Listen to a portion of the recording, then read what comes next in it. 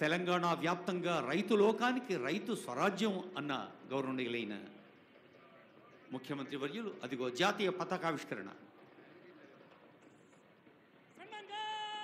Kindly arise for the national anthem. राष्ट्रीय salute सलामी शस्त्र.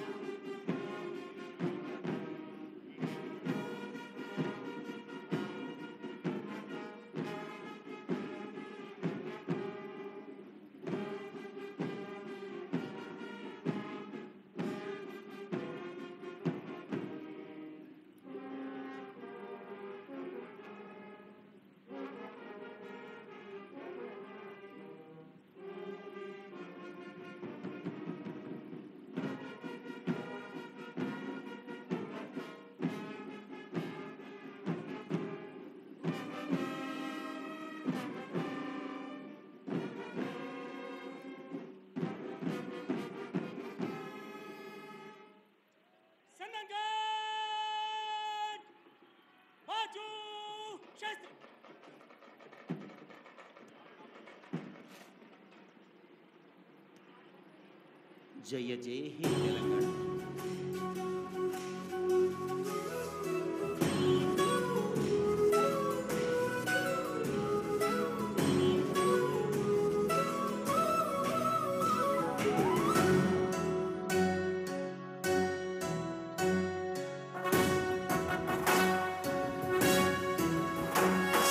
జయ జయ హే తెలంగాణ జననీ జయ కేతనం ముక్కోటి గొంతుకలు ఒక్కటైన చేతనం తరతరాల చరిత గల తల్లి నీరాజనం పదపదాన నీ పిల్లలు ప్రణమిల్లిన శుభ తరుణం. జయ తెలంగాణ జయ జయ తెలంగాణ జయ తెలంగాణ జయ జయ తెలంగాణ.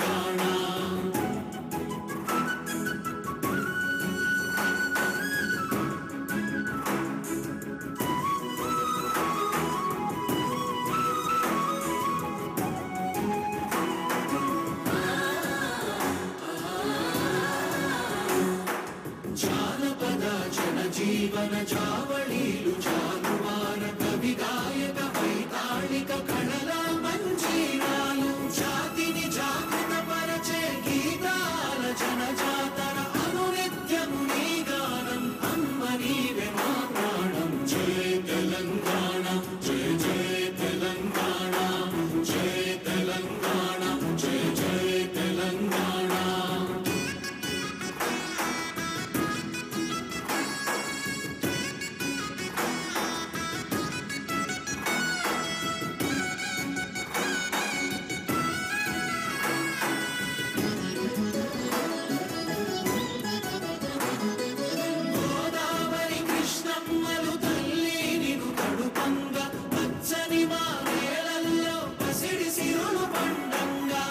శాంతుల తెలంగాణ సుభిక్షంగా ఉండాలి ప్రతిదినమది తెలంగాణ ప్రజల కలలు పండాలి. జై తెలంగాణ జై జై తెలంగాణ జై తెలంగాణ జై జై తెలంగాణ జై తెలంగాణ జై జై తెలంగాణ జై తెలంగాణ జై జై తెలంగాణ.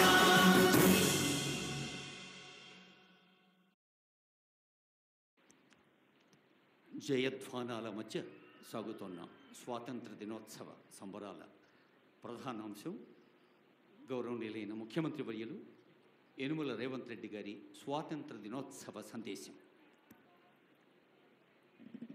Kindly be seated.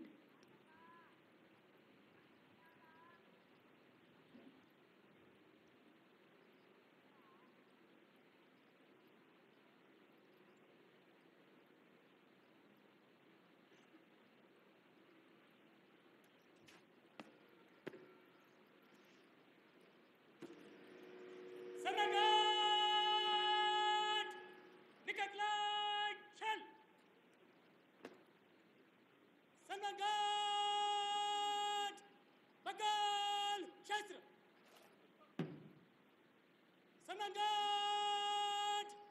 तीनों तीन कालम में बाएं चल, बाएं फुट।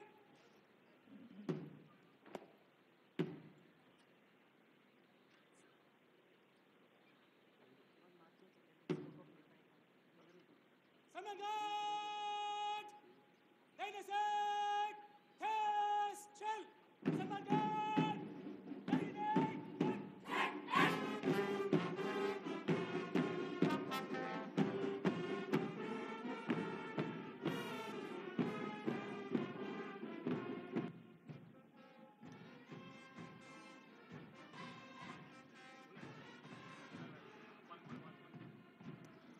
గౌరవ వందన బృందానికి ధన్యవాదాలు, శుభాకాంక్షలతో అదిగో పాఠశాల విద్యాశాఖ, మైనారిటీ గురుకుల విద్యాలయాలు, ప్రభుత్వ బాలికోన్నత పాఠశాల గోల్కొండ విద్యార్థిని బృందం వేంచేస్తున్నారు ముద్దు ముద్దుగా. నేటి బాలలక్ష్ములే రేపటి మహాలక్ష్ములు.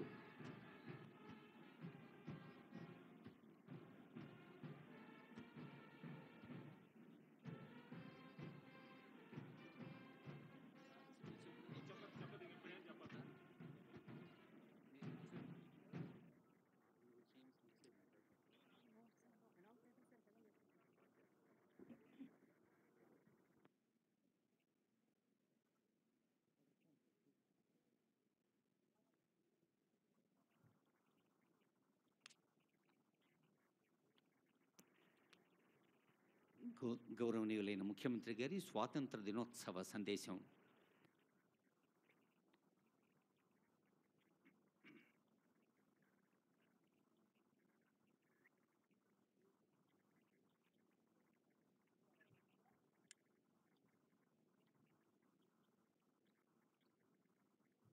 మిత్రులారా, భారతదేశ ప్రజలందరికీ స్వతంత్ర దినోత్సవ శుభాకాంక్షలు. బ్రిటిషు బానిస సంఖ్యలు తెంచి స్వేచ్ఛావాయువులు పీల్చుకునే ఈరోజు మనందరికీ పర్వదినం. మన దేశ అస్తిత్వాన్ని, ఆత్మగౌరవాన్ని మువ్వన్నెల జెండాగా సగర్వంగా ఎగరేసిన ఈరోజు దేశ చరిత్రలో సువర్ణ అక్షరాలతో లిఖించదగ్గ రోజు. ఈరోజు మనం అనుభవిస్తున్న స్వేచ్ఛ, స్వాతంత్రం ఎందరో మహనీయుల త్యాగ ఫలం, సుదీర్ఘ పోరాట ఫలితం, అనేక ప్రాణ త్యాగాలు, అనేక జీవిత త్యాగాల ఫలితం ఈ స్వాతంత్రం. ఎందరో మహామౌల త్యాగాల వెలకట్టలేని బహుమతి ఈ స్వాతంత్రం.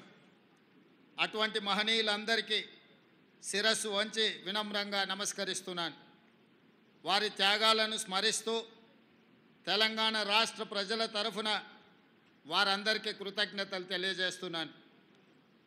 పోరాటం అంటే ఘర్షణ, యుద్ధం, హింస. కానీ ప్రపంచ చరిత్రలోనే ఆయుధం లేని యుద్ధాన్ని మన స్వతంత్ర పోరాటం, అహింసనే ఆయుధంగా మలిచి చేసిన మహాసంగ్రామం మన స్వతంత్ర సంగ్రామం. అహింస అనే ఆయుధంతో ఇంత గొప్ప విజయాన్ని సాధించవచ్చు అని రుజువు చేసి ప్రపంచానికి సరికొత్త యుద్ధ తంత్రాన్ని చూపించిన దేశం మనది. ఆ ఘనత, ఆ కీర్తి జాతిపిత మహాత్మా గాంధీకి దక్కుతుంది. ఈ సందర్భంగా ఆ మహనీయుడి దార్శనికతకు శిరస్సు వంచి నమస్కరిస్తున్నాను. ఈ దేశానికి స్వతంత్రం సాధించడంలో గమ్యం చేరినట్టు కాదు.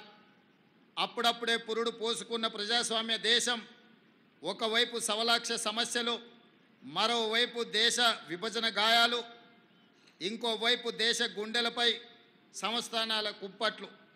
ఈ పరిస్థితిలో ప్రజాస్వామ్య దేశంగా భారత్ నిలకుదొక్కుకోవడానికి బలమైన పునాదులు వేసి ఆధునిక భారతావనిగా అవతరించడానికి అవసరమైన ప్రణాళికలు రచించి కార్యాచరణ ప్రకటించి సగర్వంగా, సమున్నతంగా ఈ దేశాన్ని నిలబెట్టాల్సిన బృహత్తర బాధ్యత నాటి కాంగ్రెస్ పార్టీ నాయకత్వ భుజాలపై ఉండింది.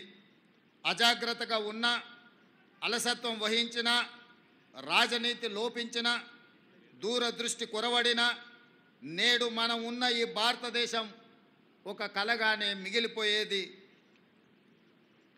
శతాబ్దాల దోపిడీ అణిచివేతల తరువాత స్వతంత్రానంతరం 1947లో అధికారం చేపట్టే నాటికి అంతా శూన్యం.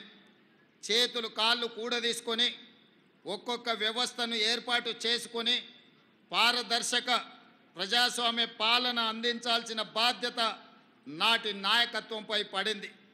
తొలి ప్రధాని పండిట్ జవహర్లాల్ నెహ్రూ వంటి గొప్ప మానవత్వవాది దార్శనికుడి కారణంగా భారతదేశం ఈనాడు ఒక వైభవోపేత వైజ్ఞానిక దేశంగా పారిశ్రామిక శక్తిగా ఎదగగలిగింది అని చెప్పక తప్పదు.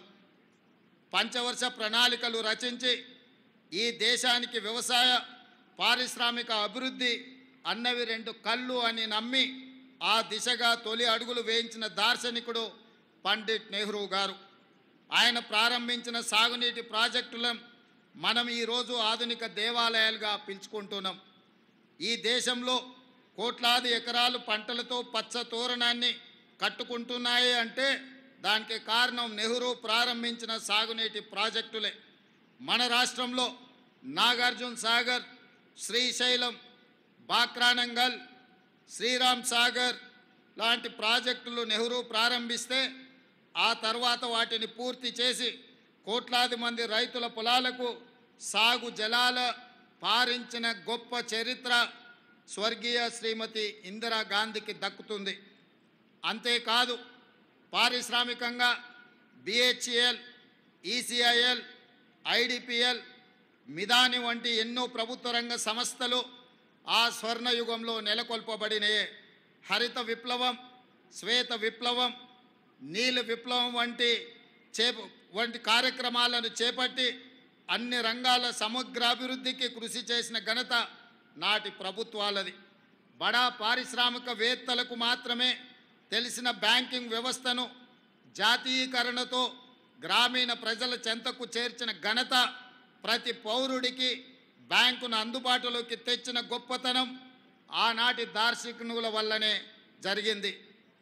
1947 వరకు ఆహార ధాన్యాలను దిగుమతి చేసుకుంటున్న దేశం భారతదేశం. ఈనాడు ప్రపంచంలో ఆహార ధాన్యాలను అత్యధికంగా ఉత్పత్తి చేస్తున్న దేశాలలో ఒకటిగా ఎదగడానికి కారణం స్వర్గీయ లాల్ బహదూర్ శాస్త్రి, ఇందిరాగాంధీ ప్రవేశపెట్టిన హరిత విప్లవమే. ఇందిరాగాంధీ ప్రవేశపెట్టిన 20 సూత్రాల ఆర్థిక కార్యక్రమం ప్రజల సామాజిక ఆర్థిక పునరుజ్జీవనానికి గీటురాయిగా మారింది. స్వర్గీయ రాజీవ్ గాంధీ ప్రధానిగా దేశం టెలికమ్యూనికేషన్స్ రంగంలో విప్లవాత్మక మార్పులకు నాంది పలికారు. అంతరిక్ష అణుశక్తి కార్యక్రమాల్లో స్వదేశీ పరిజ్ఞాన్ని వినియోగించి అతి కొద్ది దేశాల సరసన భారతదేశం ఆనాడే నిలపగలిగారు.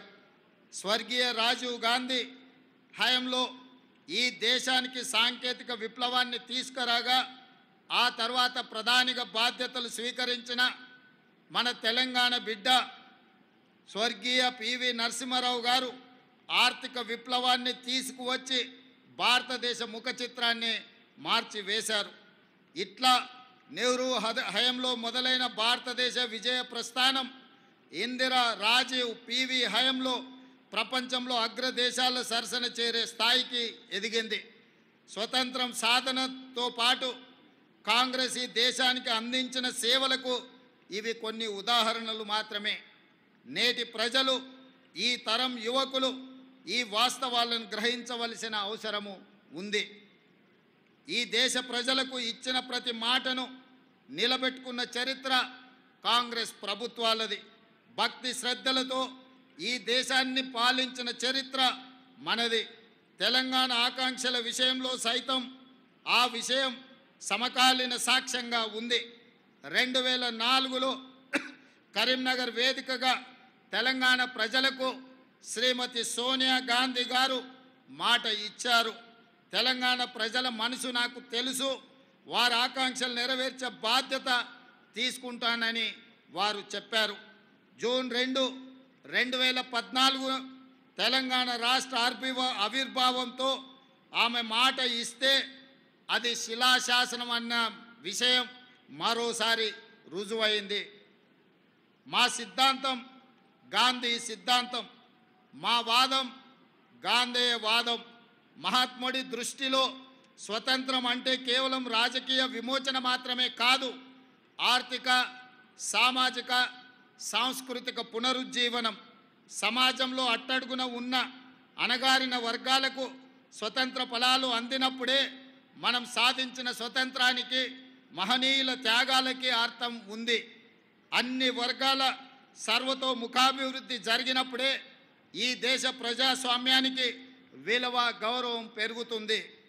4 కోట్ల ప్రజల ఆకాంక్ష, యువత బలిదానాలు, విద్యార్థుల పోరాటాల ఫలితంగా సాధించుకున్న తెలంగాణ రాష్ట్రంలో దశాబ్ద కాలం తర్వాత నిజమైన ప్రజాపాలన మొదలైంది. నాటి బ్రిటిష్ దాస్య శృంఖలాల నుండి దేశం ఏ విధంగా అయితే విముక్తి చెందిందో అదే స్ఫూర్తితో, అదే పోరాట పటిమతో అంతిమ పోరాటం చేసి డిసెంబర్ 3, 2023న స్వేచ్ఛ స్వాతంత్రాన్ని పొందాం. ఇప్పుడు రాష్ట్రంలో ప్రజల చేత, ప్రజల కొరకు, ప్రజలు ఎన్నుకున్న ప్రజాప్రభుత్వం కొలువై ఉంది. తొలిసారి రాష్ట్రంలో ప్రజాస్వామ్యబద్ధ పాలన జరుగుతూ ఉంది. గడిచిన 10 ఏళ్లుగా తెలంగాణ కోల్పోయిన స్వేచ్ఛను పునరుద్ధరించడమే మా ప్రభుత్వం తొలి ప్రాధాన్యతగా భావించాం. భౌతికంగా కంచెలు తొలగించడమే కాదు, మానసిక బానిసత్వ సంఖ్యలు తెంచేశాం. భౌతికంగా పాలకులు తప్పు చేస్తే నిలదీసే స్వేచ్ఛ ఈరోజు తెలంగాణలో ఉంది. పరిపాలనలో లోటుపాట్లు ఉంటే సూచనలు, సలహాలు స్వీకరించే సౌలభ్యం కల్పించాం. ప్రతి నిర్ణయంలో ప్రజాహితాన్ని చూస్తున్నాం. లోతైన సమీక్షలతో మంచి చెడులను విశ్లేషించి మెజారిటీ వర్గాల ప్రయోజనాలే ప్రామాణికంగా పాలన చేస్తున్నాం. ఇంతటి వ్యవస్థలో లోటుపాట్లు ఉండవచ్చు. మా నిర్ణయాలలో తప్పు జరిగితే సరిదిద్దుకుంటున్నాం. ఎవరైనా తప్పుడు ఆరోపణలు చేసినప్పటికీ సంవయనం పాటిస్తున్నాం. ఇది ప్రజాస్వామ్యం అన్న స్ఫూర్తితో పాలన చేస్తున్నాం. ఎన్నికల సందర్భంలోనే చెప్పాం, మేము అధికారంలో వస్తే రాష్ట్రంలో 7వ గ్యారంటీగా ప్రజాస్వామ్యాన్ని పునరుద్ధరిస్తామన్నాం. ఈరోజు అక్షరాల అది చేసి చూపిస్తున్నాం. ఇచ్చిన మాట ప్రకారం ప్రజాపాలన సాగిస్తున్నాం. ప్రజలందరికీ సామాజిక న్యాయం, సమాన అవకాశాలు కల్పించాలన్నది మా ప్రభుత్వం యొక్క లక్ష్యం.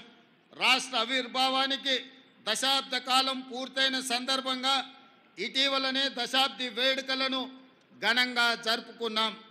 ఈ ఉత్సవాల సందర్భంగా అమరుల ఆశయాలు, ప్రజల ఆకాంక్షలు నెరవేర్చే దిశగా సాంస్కృతిక పునరుజ్జీవనం, ఆర్థిక పునరుజ్జీవనానికి సంబంధించి ప్రభుత్వం కీలక నిర్ణయాలు తీసుకుంది. తెలంగాణ సాధించుకొని దశాబ్ద కాలమైన రాష్ట్ర గీతం లేని పరిస్థితి మొన్నటి వరకు ఉన్నది. ప్రముఖ ప్రజాకవి అందరిశ్రీ రాసిన జయ జయ హే తెలంగాణ గీతాన్ని రాష్ట్ర గీతంగా ప్రకటించి ఆ లోటును భర్తీ చేశాం. తద్వారా సాంస్కృతిక పునరుజ్జీవనానికి నాంది పలికాం. తెలంగాణ రాష్ట్ర పేరును సూచించే సంక్షిప్త అక్షరాల విషయంలో టీఎస్ స్థానంలో టీజీని ప్రభుత్వం పునరుద్ధరించింది. ఇది ప్రజల యొక్క ఆకాంక్ష.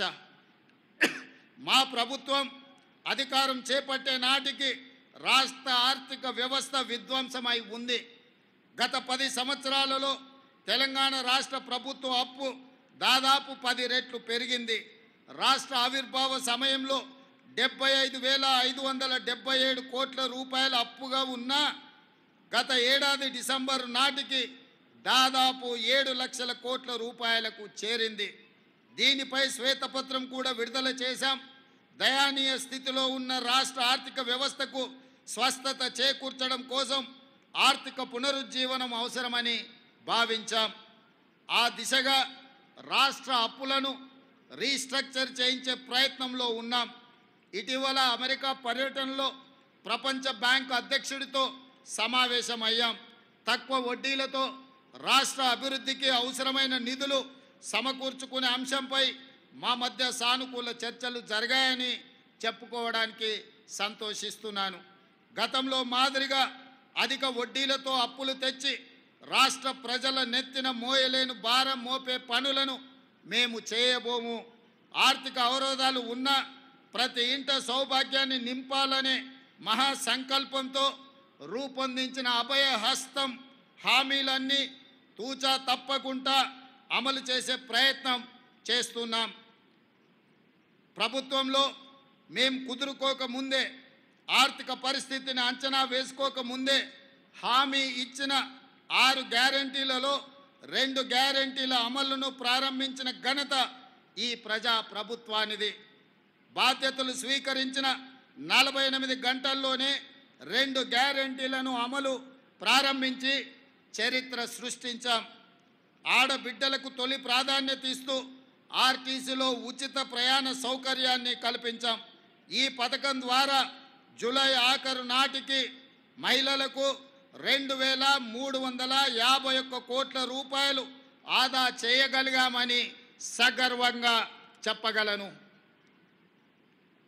రాష్ట్రంలో వైద్యం అందక ఏ ఒక్క ప్రాణాలు పోకూడదన్నది మా ప్రభుత్వ ఆశయం. ఈ రాష్ట్రంలో నిరుపేదల సైతం కార్పొరేట్ ఆసుపత్రికి వెళ్ళి ఖరీదైన వైద్యాన్ని పొందాలన్న లక్ష్యంతో ప్రజా ప్రభుత్వం అధికారంలోకి రాగానే ఆరోగ్యశ్రీకి పూర్వ వైభవాన్ని తెచ్చే ప్రయత్నం మేము చేశాము. గతంలో కాంగ్రెస్ ప్రభుత్వమే ఈ పథకాన్ని ప్రవేశపెట్టింది.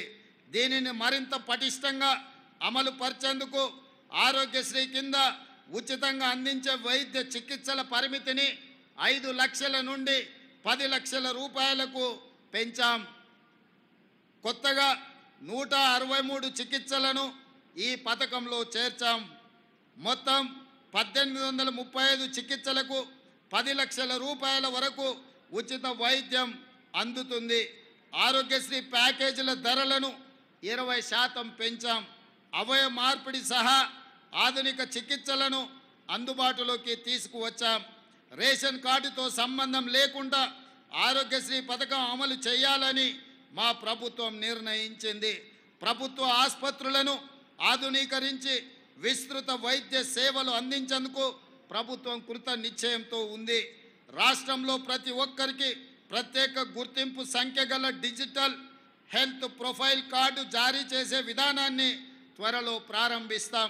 పౌరుల ఆరోగ్య సంబంధిత సమాచారం ఒకే చోట అందుబాటులో ఉండి సులభంగా రోగ నిర్ధారణ, సత్వర చికిత్సకు వీలు కల్పించేందుకు ఈ ఆలోచన చేస్తున్నాం.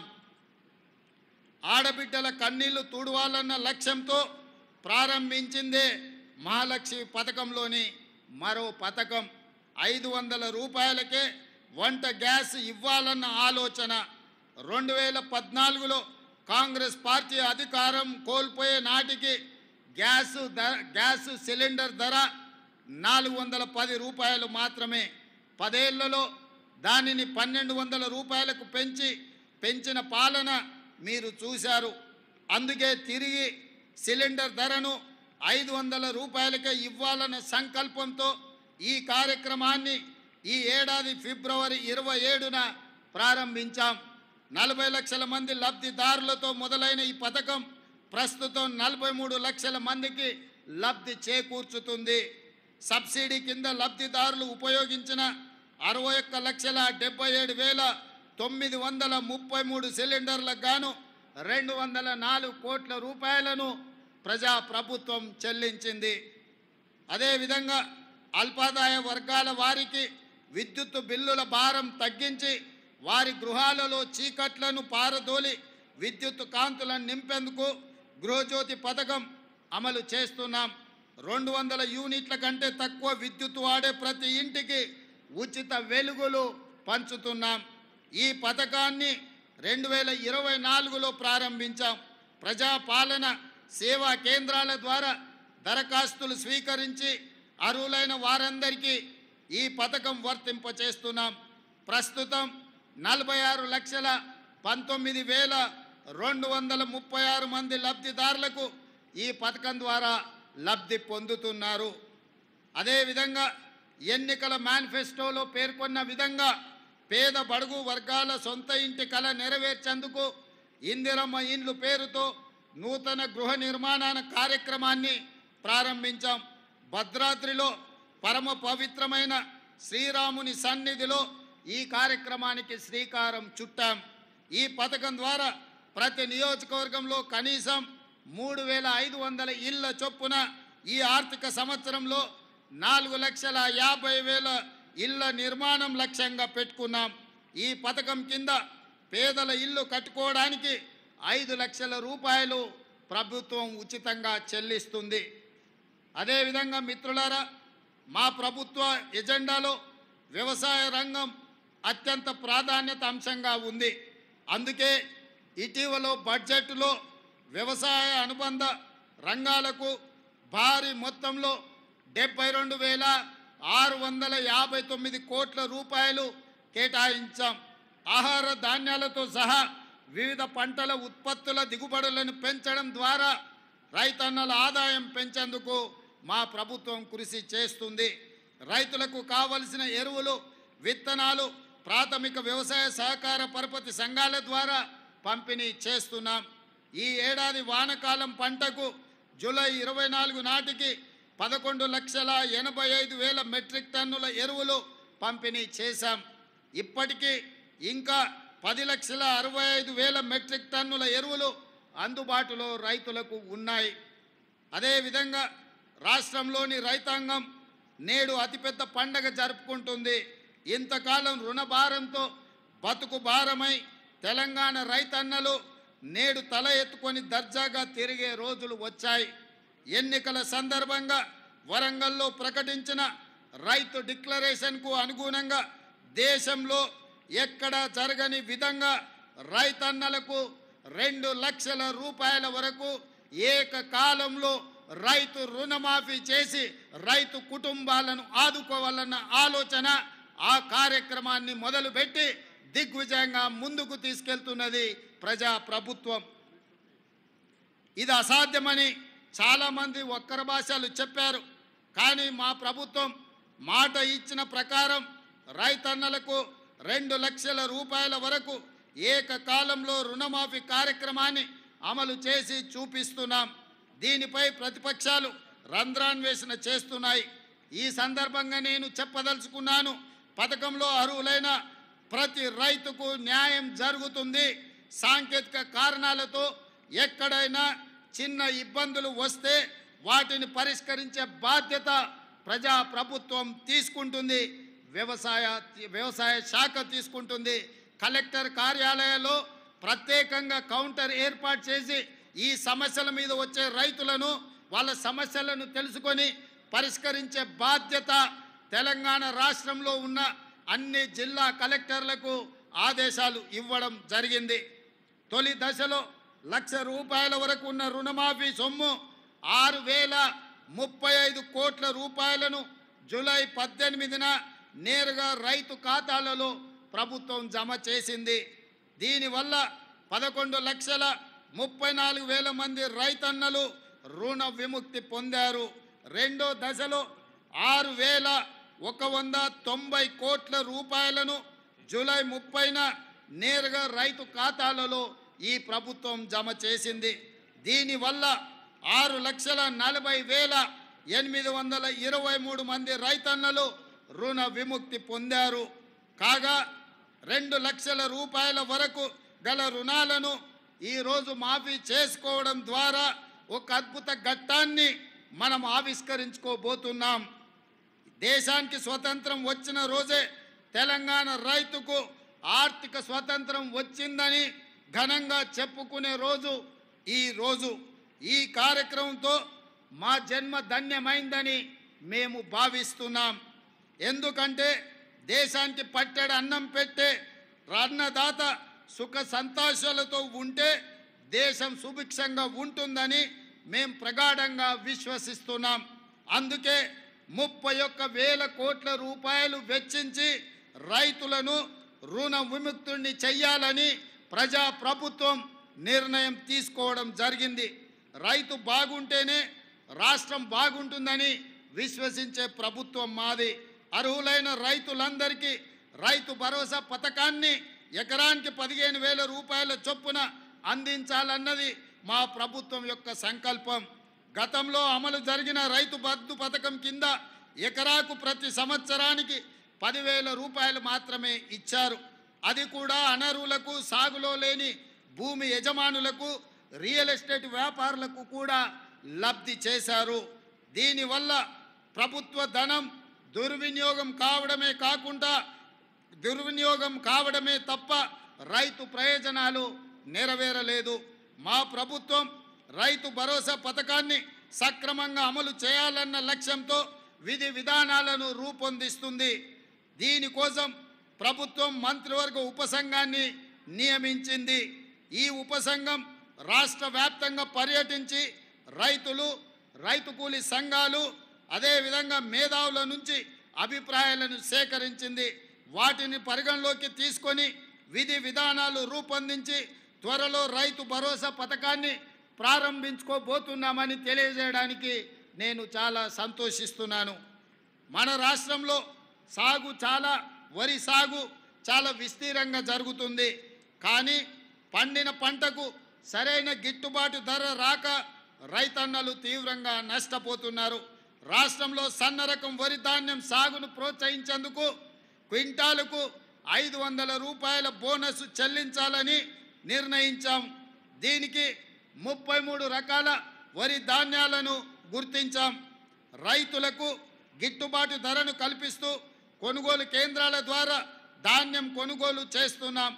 రైతు సౌకర్యార్థం మొన్నటి రబీ సీజన్లో ధాన్యం సేకరణ కేంద్రాలను సంఖ్య 7,178కి పెంచాం. రైతుల నుంచి కొనుగోలు చేసిన ధాన్యానికి 48 గంటల్లోనే చెల్లింపులు చేస్తూ వస్తున్నాం. వ్యవసాయానికి 24 గంటల ఉచిత విద్యుత్తును అందిస్తున్నాం. నకిలీ విత్తనాల అక్రమార్కులపై మా ప్రభుత్వం ఉక్కు పాదంతో అణిచివేస్తుంది. అదేవిధంగా రైతులకు పంటల బీమా పథకం వర్తింపజేయడానికి ఈ సంవత్సరం నుంచి ఫసల్ బీమా యోజన పథకంలో చేరాలని నిర్ణయించాం. ఈ పథకం కింద రైతుల తరఫున బీమా ప్రీమియాన్ని ప్రభుత్వమే చెల్లిస్తుంది. రైతులకు పైసా ఖర్చు లేకుండా పంటలకు పూర్తి భద్రత కలుగుతుంది. ఈ పథకం ద్వారా రైతులకు ఆధునిక సాంకేతిక విధానాలు, పంటల దిగుబడికి సంబంధించిన శాస్త్రీయ పద్ధతులు తెలియజేయడానికి రైతు నేస్తం కార్యక్రమాన్ని మా ప్రభుత్వం ప్రారంభించింది. ఉద్యాన పంటల సాగు, ఆయిల్ ఫామ్ సాగుకి ప్రభుత్వం ప్రోత్సాహకాలు అందిస్తుంది. అదేవిధంగా భూమి లేని రైతు కూలీలు దుర్భర జీవితాలు గడుపుతున్నారు. రోజు కూలీ చేసుకుంటూ కూలీ దొరకని నాడు కుటుంబాలను పోషించలేక ఇబ్బందులు పడుతున్నారు. వారిని ఆదుకోవడం కోసం భూమి లేని ప్రతి నిరుపేద రైతు కూలీకి సంవత్సరానికి 12,000 రూపాయల ఆర్థిక సాయాన్ని ఈ ఏడాది నుంచే మా ప్రభుత్వం అందించనుంది. ఇది చాలా సంతోషకరమైన సందర్భం. అదేవిధంగా మిత్రులారా, రైతుల పాలిట శాపంగా మారిన ధరణి సమస్యలపై మా ప్రభుత్వం ప్రత్యేక దృష్టి సారించింది. ధరణి అమలులో అవకతవకలు, లోపభూయిష్ట విధానాల కారణంగా రైతులకు ఎంతో కష్టం కలుగుతుంది. ధరణిలో అనేక అవకతవకలు జరిగినట్టుగా గుర్తించాం. ధరణి సమస్యల పరిష్కారానికి 2024 మార్చి 1 నుండి 15 వరకు స్పెషల్ డ్రైవ్ నిర్వహించాం. ధరణిలో సమస్యల పరిష్కారం చేయలేని ఉంటే సదరి దరఖాస్తులను తిరస్కరిస్తే దానికి గల కారణాలను తప్పకుండా నమోదు చేసేలా ప్రభుత్వం చర్యలు చేపడుతుంది. పెండింగ్లో ఉన్న ధరణి దరఖాస్తులను తక్షణం పరిష్కరించాలని కలెక్టర్లకు ఆదేశాలు ఇచ్చాం. భూ సమస్యల పరిష్కారానికి సరికొత్త సమగ్ర చట్టాన్ని తీసుకురావాలని ప్రభుత్వం భావిస్తున్నది. నేరం రూపం మార్చుకుంది. సైబర్ నేరాలు, డ్రగ్స్ మహమ్మారి సమాజాన్ని పట్టి పీడిస్తున్నాయి. ఈ నేరాల వల్ల వ్యక్తులు కాదు, మొత్తం జాతే నిర్వీర్యమయ్యే ప్రమాదం పొంచి ఉంది. ఇది ఆందోళనకరమైన అంశం. మన పిల్లల భవిష్యత్తుకు సంబంధించిన విషయం. అందుకే రాష్ట్రంలో డ్రగ్స్ మాట వినపడకూడదని కనపడకూడదని కఠినమైన నిర్ణయాలను మా ప్రభుత్వం తీసుకుంటున్నది. డ్రగ్స్ నియంత్రణ నివారణకు జీరో టాలరెన్స్ పద్ధతిని మా ప్రభుత్వం అనుసరిస్తున్నది. తెలంగాణ మాదక ద్రవ్య నిరోధక సంస్థ టీజీ న్యాప్ బలోపేతం చేశాం. సైబర్ మోసాలు నేరాల బారిన పడిన వారికి సత్వర సహాయం అందించేందుకు 1930 పేరుతో 24 గంటలు పనిచేసే కాల్ సెంటర్ని ఏర్పాటు చేశాం. రాష్ట్రంలో విద్యా వ్యవస్థను మెరుగుపరచడానికి త్వరలో విద్యా కమిషన్ను ఏర్పాటు చేయాలని మా ప్రభుత్వం నిర్ణయించింది.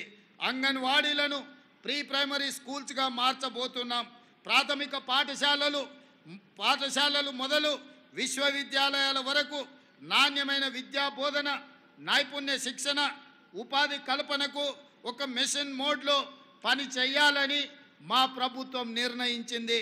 పాఠశాలలు తెరిచిన రోజే పిల్లలందరికీ యూనిఫారాలు, పాఠ్య పుస్తకాలను అందజేశాం. అమ్మ ఆదర్శ పాఠశాలల ద్వారా మౌలిక వసతులు కల్పిస్తున్నాం. 65 ప్రభుత్వ ఐటీఐలను టాటా సంస్థ సహకారంతో నైపుణ్య కేంద్రాలుగా మారుస్తున్నాం. ఎస్సీ, ఎస్టీ, బీసీ, మైనారిటీ విద్యార్థుల కోసం ప్రతి నియోజకవర్గంలో ఒకే ఆవరణలో 20 నుంచి 25 ఎకరాల స్థలంలో ఇంటిగ్రేటెడ్ మోడల్ స్కూళ్లను నిర్మించబోతున్నాం. ఇది ఎస్సీ, ఎస్టీ, బీసీ, మైనారిటీ విద్యార్థుల జీవితాలలో వెలుగు నింపబోతుంది. వాళ్ళకు ఉజ్వల భవిష్యత్తును రాష్ట్ర ప్రభుత్వం ఇవ్వబోతుందన్న విషయాన్ని సగర్వంగా తెలంగాణ ప్రజలకు నేను తెలియజెప్పదలుచుకున్నాను. ఇటీవలనే మిత్రులారా బేగర్ కంచె ముచ్చర్ల దగ్గర రంగారెడ్డి జిల్లాలో యంగ్ ఇండియా స్కిల్స్ యూనివర్సిటీకి శంకుస్థాపన చేసుకున్నాం. తెలంగాణ విద్యా రంగంలో ఇదొక విప్లవాత్మక మలుపు కాబోతుంది. మన పిల్లల కొలువులకు ఇది ఒక వేదికగా మారబోతుంది. సరికొత్త నైపుణ్యాలతో ఉపాధికి గ్యారంటీ ఇవ్వబోతుంది. ఈ యూనివర్సిటీకి మహేంద్ర గ్రూప్ అధినేత ఆనంద్ మహేంద్రను చైర్మన్గా ఉండాలని తెలంగాణ రాష్ట్ర ప్రభుత్వం తరఫున వారికి విజ్ఞప్తి చేస్తే వారు ఉదార స్వభావంతో దీనికి చైర్పర్సన్గా ఉండడానికి వారు ఆమోదించిందని మీకందరికీ ఈ సందర్భంగా సగర్వంగా తెలియజేస్తున్నాను. మిత్రులారా, రంగుల గోడలు, అద్దాల మేడలు కాదు, ప్రజల జీవితాలలో గుణాత్మక మార్పు రావాలి. దానికి రాష్ట్ర అభివృద్ధి, సంక్షేమం సమపాలలో జరగాలి. తెలంగాణను ప్రపంచానికి ముఖద్వారంగా మార్చాలి. తెలంగాణ బ్రాండ్ను విశ్వవేదికపై సగర్వంగా చాటాలి. అందుకే ఇటీవలే మన రాష్ట్రానికి పెట్టుబడుల సాధన కోసం నేను సహచర మంత్రివర్యులు శ్రీధర్ బాబు గారు కలిసి అమెరికాలో పర్యటించాం. అంతర్జాతీయ దిగ్గజ సంస్థల అధినేతలు, ప్రతినిధులతో భేటీ అయ్యాం. తెలంగాణ పెట్టుబడులను, అవకాశాలను వివరించాం. ఫ్యూచర్ స్టేట్గా తెలంగాణను వారికి పరిచయం చేశాం. బేగర్ కంచె వద్ద శంకుస్థాపన చేసుకున్న 4th city, Musi river front, regional ring road నిర్మాణం, అంతర్జాతీయ మౌలిక సదుపాయాలు, మెట్రో విస్తరణ తదితర ఆలోచనలు వారితో పంచుకున్నాం. జనవరిలో దావోస్ పర్యటన సందర్భంగా 40,000 కోట్ల రూపాయల పెట్టుబడులకు సంబంధించి ఒప్పందాలను మా ప్రభుత్వం కుదుర్చుకున్నది. ఇది పెట్టుబడుల ఆకర్షణలో ఒక రికార్డ్. ఈ ఒప్పందాలు కార్యరూపం దాల్చడానికి అవసరమైన కార్యాచరణను ప్రభుత్వం ప్రారంభించింది. మన యువత ఉపాధి, ఉద్యోగ కల్పనకు ఇవి దోహదం చేస్తాయని మేము సంపూర్ణంగా విశ్వసిస్తున్నాం. ప్రాంతాలు, గ్రామ పంచాయతీలను తెలంగాణ కోర్ అర్బన్ రీజియన్గా గుర్తించాం. దీని పరిధిలోని ప్రభుత్వ ఆస్తులు, చెరువులు, పార్కుల కబ్జాలకు గురికాకుండా Hyderabad disaster response and estate protection agency Hydraa పనిచేస్తుంది. సర్కారు ఆస్తుల పరిరక్షణతో పాటు విపత్తులు సంభవించినప్పుడు అత్యవసర సేవలను కూడా అందించే బాధ్యత ఈ హైడ్రా చేపడుతుంది. అదేవిధంగా మిత్రులారా, అధికారంలోకి వచ్చిన 3 నెలల్లోనే 30,000 మందికి ఉద్యోగ నియామక పత్రాలు అందజేశామని చెప్పడానికి నేను గర్వపడుతున్నాను. తెలంగాణ పబ్లిక్ సర్వీస్ కమిషన్ను ప్రక్షాళన చేసి ఇప్పటికే గ్రూప్ 1 ప్రాథమిక పరీక్షలను విజయవంతంగా జరిపించాం. 11,062 టీచర్ పోస్టుల భర్తీకి డిఎస్సిని విజయవంతంగా నిర్వహించాం. ఉద్యోగ నియామక పరిమితిని కూడా 44 ఏళ్ల నుంచి 46 ఏళ్ల వరకు మా ప్రభుత్వం పెంచడం జరిగింది. గ్రూప్ 1, గ్రూప్ 2, గ్రూప్ 3 నియామకాలకు ఉన్న కోర్టు చిక్కుముళ్లను పరిష్కరించాం. ఇటీవలనే శాసనసభలో జాబ్ క్యాలెండర్ను ప్రవేశపెట్టాం. దాని ప్రకారం పోటీ పరీక్షలు నిర్వహించి ప్రతి ఏటా ఉద్యోగ ఖాళీలు భర్తీ చేయబోతున్నాం. రాష్ట్రంలో నిరుద్యోగ యువతకు నేను హామీ ఇస్తున్నా, మీ సమస్యలు ఏమైనా ఉంటే ప్రభుత్వం దృష్టికి తీసుకురండి, వాటిని పరిష్కరించే బాధ్యత మేము తీసుకుంటాం. చెప్పుడు మాటలు విని మీ భవిష్యత్తును చెడగొట్టుకోవద్దు. ఎవరు ఉద్యోగాల కోసమో మీ జీవితాలను బలి చేసుకోవద్దు. ఇప్పటికే గడిచిన 10 ఏళ్లుగా మీరు చాలా నష్టపోయారు. పెద్దన్నగా మీకు అండగా నేను ఉంటా. సింగరేణి సహకారంతో రాజీవ్ గాంధీ సివిల్స్ అభయహస్తం కింద సివిల్స్లో ప్రాథమిక పరీక్షను విజయవంతంగా పూర్తి చేసిన అర్హులైన తెలంగాణ యువతకు ₹1,00,000 వంతున ఆర్థిక సహాయం అందించాలని మా ప్రభుత్వం నిర్ణయించింది. మిత్రులారా, రాష్ట్రంలో 63 లక్షల మంది మహిళలను వ్యాపార పారిశ్రామికవేత్తలుగా తీర్చిదిద్దే లక్ష్యంతో రాష్ట్ర ప్రభుత్వం ఇందిరా మహిళా శక్తి పథకానికి రూపకల్పన చేసింది. స్త్రీ నిధి ఏర్పాటు, బ్యాంకులతో అనుసంధానం ద్వారా మహిళలకు ₹1,00,000 కోట్ల ఆర్థిక సహాయాన్ని అందించాలని లక్ష్యంగా పెట్టుకున్నాం. మహిళలకు ఆసక్తి ఉన్న రంగాలలో వృత్తి నైపుణ్య శిక్షణ ఇప్పించి బ్రాండింగ్, మార్కెటింగ్లో మెలకువలు నేర్పించే సౌకర్యాలు కల్పిస్తున్నాం. ఇందిరా మహిళా శక్తి పథకంలో భాగంగా రుణ బీమా పథకాన్ని కూడా గత మార్చి నుంచి అమలు చేస్తున్నాం.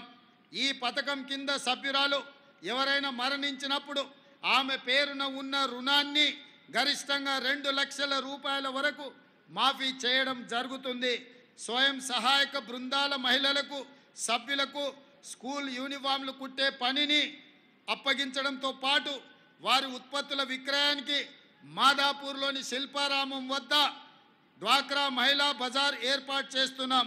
ఇందిరా జీవిత బీమా పథకం ద్వారా స్వయం సహాయక సంఘాలలో దాదాపుగా 63,86,000 మంది మహిళా సభ్యులకు జీవిత బీమా సౌకర్యాన్ని కల్పిస్తున్నాం. స్వయం సహాయక సంఘాలలో సభ్యులకు 10 లక్షల ప్రమాద బీమా, జీవిత బీమా చేయడం జరుగుతుంది. అదేవిధంగా మిత్రులారా, రాష్ట్ర విభజన అనంతరం ఆంధ్రప్రదేశ్తో ఆస్తుల విభజనకు సంబంధించిన సమస్యలను పరిష్కరించేందుకు గత దశాబ్ద కాలంగా ఏ విధమైన ప్రయత్నాలు జరగకపోవడంతో ఎక్కడి సమస్యలు అక్కడే ఉండిపోయాయి. కృష్ణా గోదావరి జలాల్లో మన వాటా లెక్కలు ఇంకా తేలవలసి ఉంది. మా ప్రభుత్వానికి రాష్ట్ర ప్రయోజనాలు ముఖ్యం. ఇందుకోసం ఇరుగు పొరుగు రాష్ట్రాలతో, కేంద్రంతో స్నేహపూర్వకంగా సఖ్యతతో వ్యవహరిస్తాం. రాష్ట్ర విభజనానంతరం అపరిష్కృతంగా మిగిలిపోయిన సమస్యలను సత్వరంగా పరిష్కరించుకోవడానికి ఇటీవల ఆంధ్రప్రదేశ్ ముఖ్యమంత్రితో జరిపిన చర్చలు త్వరలో మంచి ఫలితాలను ఇస్తాయని మా ప్రభుత్వం భావిస్తుంది. ఇది ప్రజా ప్రభుత్వం, ప్రతి ఒక్కరి ప్రభుత్వం. స్వేచ్ఛకు ప్రాధాన్యత ఇస్తూ, ప్రజాస్వామ్య విలువలను గౌరవిస్తూ, సంక్షేమానికి పెద్దపీట వేస్తూ విశ్వ వేదికపై తెలంగాణను సగర్వంగా నిలిపే పాలన శక్తి వంచన లేకుండా కృషి చేస్తామని హామీ ఇస్తూ, దీనికి ప్రతి ఒక్కరూ సహకరించాలని కోరుతూ మరొక్కసారి అందరికీ స్వతంత్ర దినోత్సవ శుభాకాంక్షలు. మిత్రులారా, చివరగా రాష్ట్రానికి పెట్టుబడుల సాధన కోసం జరిపిన అమెరికా, దక్షిణ కొరియా పర్యటన విజయవంతమైంది. 19 అగ్రశ్రేణి కంపెనీలతో చర్చలు జరిపాం. 31,532 కోట్ల రూపాయల పెట్టుబడుల ఒప్పందాలు జరిగాయి. తద్వారా 30,750 మందికి నేరుగా ఉద్యోగ అవకాశాలు లభించే అవకాశం ఉంది. తెలంగాణను ఫ్యూచర్ సిటీగా ప్రపంచానికి పర్యటన ద్వారా పరిచయం చేశాము. ఇదొక గొప్ప ముందడుగు. భవిష్యత్తులో తెలంగాణ మరిన్ని ఉన్నత శిఖరాలను చేరుతుందని రైతులు, యువత, మహిళలు, వృద్ధులు, ఉద్యోగులు, వ్యాపారులు సకల జనులతో సుఖశాంతులతో శోభిల్లే తెలంగాణగా మార్చేందుకు ప్రభుత్వం పాలన అందిస్తుందని హామీ ఇస్తూ మీ అందరికీ స్వతంత్ర దినోత్సవ శుభాకాంక్షలు, ధన్యవాదాలు తెలియజేస్తున్నాను. జై Telangana. His vision brings victory. His journey beckons prosperity. Steering Telangana from impossible to possible, taking Telangana to the epitome of excellence. Agriculture to health, education to drug-free Telangana, women empowerment, laying roads for social justice, equity and equality, the mission continues. Thank you, Honorable Chief Minister, sir, for the illustrious address. ఉత్తమ సేవలందించిన police అధికారులకు medals బహూకరణ నిర్వహిస్తారు శ్రీమతి Apoorva Rao APS. వారు ఆర్టీసీలో జేడీగా సేవలందిస్తున్నారు. శ్రీమతి అపూర్వ madam.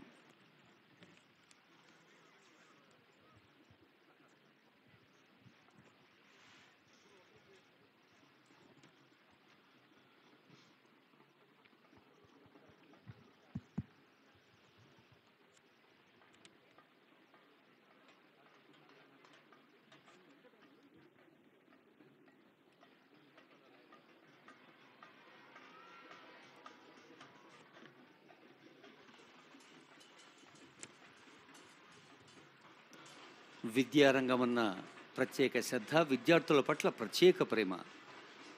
ఇందాకే అనుకున్నాం, ఈ చిన్నారి తల్లులు బాలలక్ష్ములు రేపటి తెలంగాణకు మహాలక్ష్ములై కొత్త శోభనిస్తారు. పాఠశాల విద్యాశాఖ ప్రభుత్వ బాలికోన్నత పాఠశాల విద్యార్థిని బృందానికి ముఖ్యమంత్రి గారు శుభాశీస్సులు, శుభాకాంక్షలు అందజేస్తున్నారు.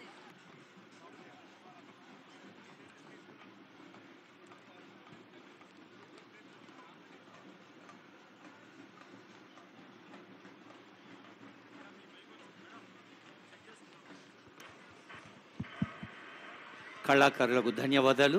ఇప్పుడు పోలీస్ అధికారులకు గౌరవనీయులైన ముఖ్యమంత్రి గారు medals బహూకరిస్తారు. Awardees of President's Police Medal for Meritorious Services, Dr. Anil Kumar IPS, Additional Director General SPF, Hyderabad.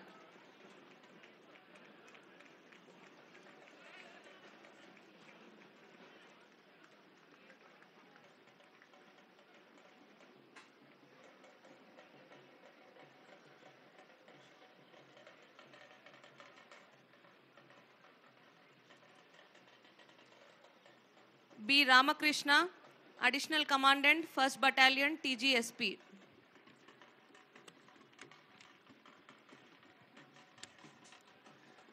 Awardees of Indian Police Medal for Merit